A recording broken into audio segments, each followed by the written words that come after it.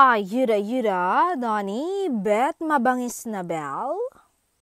Nako, mukhang ready na nga si Donnie Pangilinan kung sakaling magle-level up na si Belle Mariano mula sa kanyang sweet girl era at mag-transform ito in a fiercer version of herself. Sa isang nakakakilig na asap, kulitan moment kasama sina Robby Domingo at Darren Espanto, muling nagpakilig ang Don Belle matapos ngang mag-hair flip si Belle. Sa ni Donnie, bumalik si Caroline Chua na nagdala ng tawa at kilig sa audience.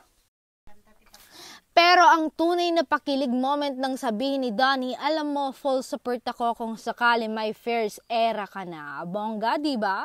Super supportive ni Donnie at very open siya sa mga possibilities na pagdating sa career ni Belle. Marami tuloy ang na-excite sa idea ng mabangis na version ni Belle, lalo na't minsan na siyang nagpakita ng ganitong size sa isa niyang serye. Hanaj naman ang ilang mga fanay online. Grabe mga ayuda to, parang sumasawag ang puso ko. Kaloka na kayo, Don Belle, my heart. Hala, grabe ang pakilig na yan. Talagang na-excite ang mga possibilities para sa Don Belle. Pero ang pinaka nakatutuwa ay yung full support ni Donnie kay Belle.